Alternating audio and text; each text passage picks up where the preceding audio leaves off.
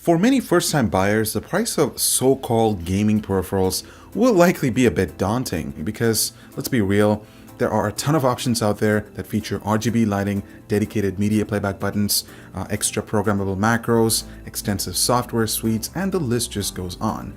But what about folks who don't want or need any of these add-ons? Or they would rather prefer more simple, inexpensive, no-nonsense peripherals that would still feature a few gaming-centric add-ons. I think Cooler Master has something for you.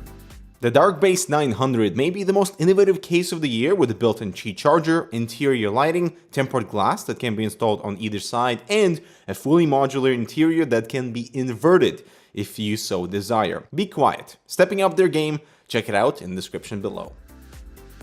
What I have here is a new combo pack from Cooler Master. They call it the MasterKeys Lite Combo RGB, which contains both a keyboard and a mouse. It's priced at $60, which is similar to the price point of the Octane gear that was featured last year on the channel, and it can also be considered a more advanced version of Cooler Master's iconic Devastator combo. One of the most interesting additions to this combo are the so-called mem-chanical switches that Cooler Master uses on the keyboard. Mechanical switches are all the rage these days switches, and they come in different forms like Cherry MX, Gatoron, Kale, Topra, and the list goes on. Mem-chanical, on the other hand, aims to replicate the feel of true mechanical switches without the associated price premium. With this in mind, one of my first goals here is to find out if the mem-chanical switches are any good. Getting to the basics, the keyboard switches function with 3 stages. The tactile dome foundation at the bottom provides tactile feedback with minimal noise level. On top of that sits the steady support housing that holds the keycaps, and finally, the transparent plunger that allows the LED lighting to shine through. Sounds simple, right? Taking a look at a true mechanical switch, in this case Cherry MX Blue, there are a lot of more components working together to get the satisfying actuation and linear feedback. These switches are more durable and my personal favorites. I have to admit, Cooler Master has done a pretty good job with their mem-chanical switches. My first impressions were that I was typing on a plastic switch because of the sound it produces. Let's take a listen.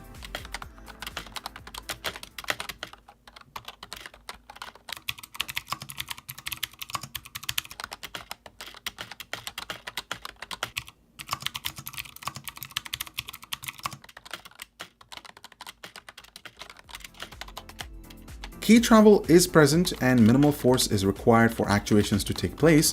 Furthermore, I noticed if I pressed the key about 90% down, it wouldn't register until I give it an extra push because the plunger has to hit the tactile dome located at the base. Whereas on a mechanical keyboard, when the key is pressed about 50% down, it registers right away. Now with normal typing force, I didn't experience any skip keys while writing the script or gaming, except on a few occasions if I need to access certain weapons. Pressing the appropriate key while focusing on movement within a game could be tough, so remember to fully press the key. The life cycle on these switches are said to be about 12 million, which is almost a quarter of the expected life cycle of a traditional Cherry MX mechanical switch. It won't make a huge difference at the beginning, but they will eventually start to wear out over time. But on the positive side, these switches are water resistant, and that will avoid all possibilities of water damage compared to a mechanical keyboard. This also brings me to the next point: programming. For example, the Corsair Strafe RGB has dedicated driver software where you can assign multiple profiles which can be accessed right away, whether that's in-game or while doing something more productive. The MasterKeys Lite, on the other hand, doesn't come with any driver software, so programmable keys are completely out of the question, but at least in-game assignment is an alternative option. It's 2016, so RGB is slowly starting to emerge into budget gaming market. This keyboard happens to feature RGB with built-in backlit control effects like speed, area, and the direction. All of these can be accessed via the function key. This is what actually differentiates it from the regular MasterKeys Lite. The lighting is consistent throughout the board, only when you look at it from a top angle. Otherwise, as you can see, light struggles to shine through the keycaps because the LEDs are embedded within the circuit board that's underneath the rubber dome. Given how transparent these layers are, light bounces back and forth to produce the nice ambience within the keys, but compared to the Strafe RGB, and it's another story. The multimedia controls are built into the function keys and there is a Windows lock button, but that's about it. If you want dedicated macro buttons or other features, you should be looking elsewhere. The body is fairly well built, and given the thick plastic chassis, there was noticeable flex, but it's nothing to be worried about. Cooler Master hasn't cut too many corners to make a properly functioning keyboard. You get adjustable razors to angle the keyboard at your convenience. The UV-coated keycaps are compatible with Cherry MX stems, and I like the texture on these. There is a dedicated numpad for those who work with a lot of numbers, and overall, I think you're getting a solid package for the price. As for the included mouse, it's lightweight and features the Avago 3050 optical sensor that can only go up to 2000 dpi, which for many would be enough for basic gaming and casual use. The size is a bit too small for my hands, and it's not ambidextrous, which is a bit odd given this is a combo that targets beginners. Cooler Master should have made it accessible to many people as possible. There are 6 buttons, including the primary left and right, forward and backward on the left side, a scroll wheel button, and a DPI shift button behind it.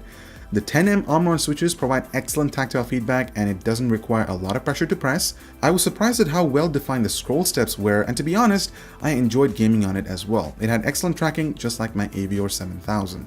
There are 2 lighting zones, one on the scroll wheel and the transparent ring at the bottom, but the luminosity isn't consistent throughout. You can tell that there is a single LED light housed within the shell rather than multiple lighting zones, and you can change the lighting effects by pressing the DPI shift button and the right-click button. And so my concluding thoughts on the MasterKeys Lite from Cooler Master is that you're getting a fantastic all-in-one package for $60.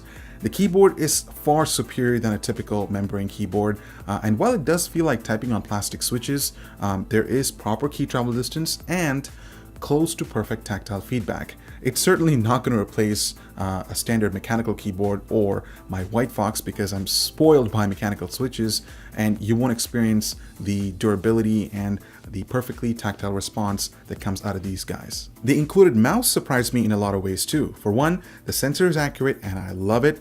The Omron switches are excellent, and given the light body, it should complement well with the keyboard. Would I recommend this combo to someone looking to build their first gaming PC? Absolutely. Though for veteran gamers, it may be a bit too basic. My question for you guys is that how has mechanical keyboards affected your daily computing and gaming experience? Can you live without a mechanical keyboard, even though that sounds a little bit awkward? And what do you guys think about the MasterKeys Lite from Cooler Master? Looking forward to the comments. I'm Ibar with Hurricane X. Thank you so much for watching, and we'll see you in the next one.